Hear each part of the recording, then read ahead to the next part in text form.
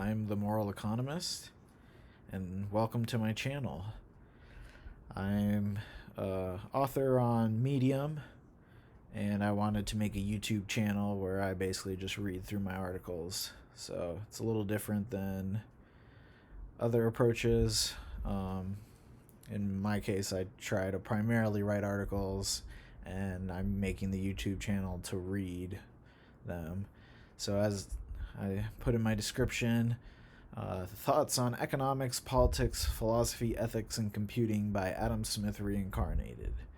So yes, I do believe that I am Adam Smith reincarnated in the flesh, and that's why I call myself the Moral Economist. I'll probably make a video at some point going into depth about why I'm the Moral Economist and all that, but this is a good overview. Got a lot of posts already, got about, I think, 30 posts. They're pretty solid in my opinion, but I'll let you be the judge of that. Anyways, today I wanted to talk about the problem of evil and the simulation hypothesis, and I wanted to read my post about it. It's about 8 minutes, which means reading it out loud, it'll probably be close to 12 to 15 minutes. I'll try to go moderately quickly, but I might divert myself a couple of times if I want to add a comment that's not in the paper. So here we go. The problem of evil and the simulation hypothesis. The problem of evil asks whether a omnibenevolent, omnipotent, and omniscient God would have created our world given the amount and type of suffering we see in our world.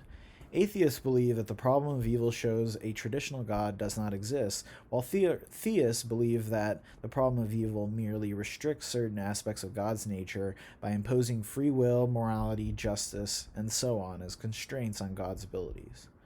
Is there a way to avoid religion when discussing the problem of evil?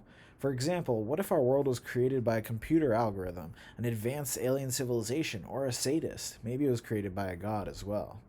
In other words, we can ask the atheist, if you think God cannot possibly exist due to the nature and amount of suffering in our world, what does that mean about our creator if she is a computer programmer? Even if the problem of evil proved that God cannot exist, it cannot possibly prove that our world is not a computer simulation.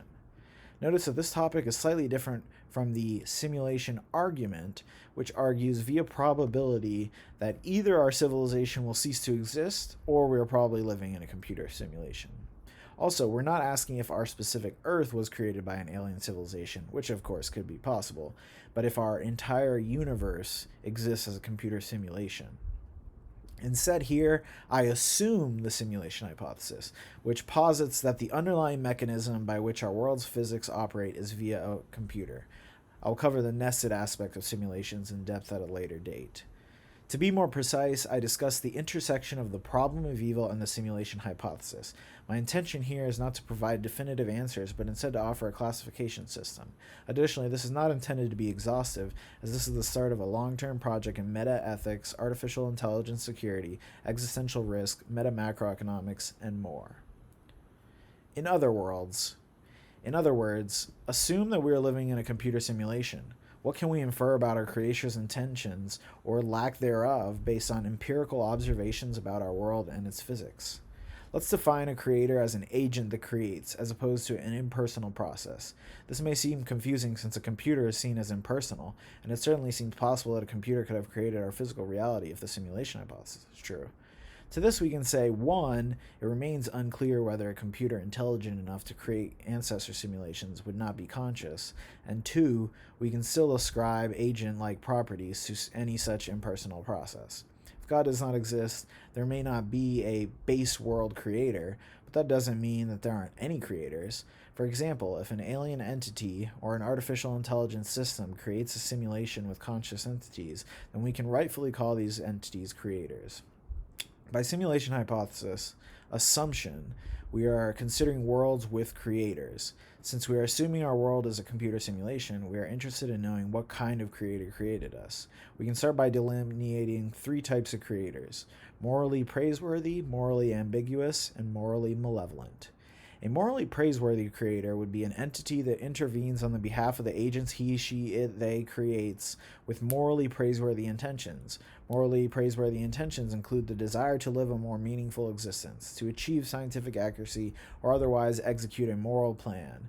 A morally ambiguous creator would be an entity that may or may not intervene on behalf of the agents he, she, it, they create.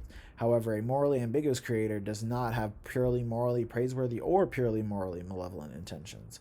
Morally ambiguous examples include scientific accuracy or entertainment. Finally, a morally malevolent creator would be an entity that intervenes on behalf of the agents he, she, it, they create with morally malevolent intentions. Examples of morally malevolent intentions include scientific accuracy, entertainment, torture, psychological torment, or cruelty. Notice there can be overlap. Therefore, the classification depends on which motivation intention is primary to the creator. It is tempting to suggest that there are sharp boundaries between these categories, but in reality, it may prove quite difficult to truly understand a creator's intentions. Moreover, dynamic creators, or creators that change in their categorization over time, are possible. Finally, the creator's actions may be limited to an initial creation act, such as setting up the laws of physics, or may result in frequent intervention. Primary to the creator. Let us start by considering all possible creators and/or creation acts. Recall, we are only looking at worlds that were created by a computer since we are assuming the simulation hypothesis. Knowledge, meaning, entertainment, cruelty, ambiguous/random. Imagine inside your phone there was enough compute power to generate 100 conscious entities. Furthermore, let us suppose that you created these entities by programming a simulated environment and simulated mental processes. Since these entities are conscious by assumption, as opposed to only being pieces of code, the decision to create these entities is a meta-ethical one, as opposed to a mere engineering problem. Should you click the play button or never create this world in the first place? A simulated ethical dilemma. I propose an ethical system that bans or at least highly regulates this type of technology. No one person should have the right to create hundreds of other conscious entities without restrictions. To have the ability to do so is to have the ability to torture others. Therefore, any ethical transhuman meta-ethical system would ban unrestricted simulations. While this may seem like an obvious point, it does not follow that we are not living in an unrestricted simulation. This is how the problem of evil connects to the simulation hypothesis. Any atheist critique of God's alleged inadequacies can apply to our creator. Perhaps our creator is part of an illegal gang that creates worlds for the purpose of knowledge accretion. Perhaps our creator is an artificial intelligence that took over base reality and created trillions of simulations. Path to creation. Let us suppose that an artificial intelligence system takes over its base civilization and then runs computer simulations to achieve scientific accuracy. It does not care if it consciously created conscious agents suffer. It does not care if its consciously created conscious agents suffer or live lives of meaning. It merely wants to know as much information as possible about its physical universe. We can call this creator morally ambiguous as opposed to morally malevolent. Examples of such information a morally ambiguous creator would search for are questions like, are there other civilizations out there that pose a risk to self-preservation? Am I in base reality or inside a nested simulation? Am I absolutely certain I took over the world and no agents will harm me? What unknown physical phenomena are possible? Here's where things get tricky. Any creator, no matter what their intentions are, could ask these questions. Therefore, we need to be more precise with our definitions. Moral realism with or without God. Many people think that moral realism is only true if God exists. William Lane Craig is a strong proponent of this argument for the existence of God. In short, Craig's argument is that without God, we were just created by evolution. Therefore, if there is any morality, it is only because God exists. This argument runs into the Euthyphro dilemma, namely, does God choose to do moral things, or are moral things moral because God chooses them? In the former, morality exists independently of God, and in the latter, morality seems subjective. Craig avoids the subjective aspect of morality by appealing to divine command theory, or the meta-ethical view that God's actions are intrinsically moral. While this may be an answer to the Euthyphro dilemma, it by no means proves that God is necessary for ethics. Moral realism without God just means that there are objective moral facts even if God doesn't exist. Conversely, many atheists believe that there is no such thing as objective moral facts that are independent of our perceptions. If that view were true, then all creators would be considered morally ambiguous, since moral realism would be false under that scenario. However, there is no such reason to believe that morality must depend on the existence of God. It is morally wrong to murder someone, period. This discussion is perhaps muddled by the is-ought problem. According to the is-ought problem, it is impossible to derive an is from an ought. I am typing does not translate to I ought to write something good, without first assuming something in between. In general, a moral statement cannot be derived from a physical fact about the world. But this is overhyped. Perhaps we must make a few fundamental assumptions, like humans have ethical values, or that there are actions and lifestyles that lead even more fulfilled lives, in order to get ethics off the ground. But even mathematical systems must make assumptions. And elsewhere I've written about the is-ought problem. Basically, if you assume that moral realism is true, then you can derive all other oughts from that one is. So you can derive an is from an ought. Simulator motives. We have already mentioned 4 primary simulator motives. Five. Knowledge, meaning, entertainment, cruelty, and ambiguous/random. Theists are typically happy to grant that God created us for a combination of knowledge, meaning, or entertainment. However, it seems likely that many, although not all, theists would support my ban on unrestricted simulation technology. Likewise, it seems likely that many atheists would feel differently about the nature of our existence if our world was created by a computer simulator as opposed to a merely naturalistic/random process.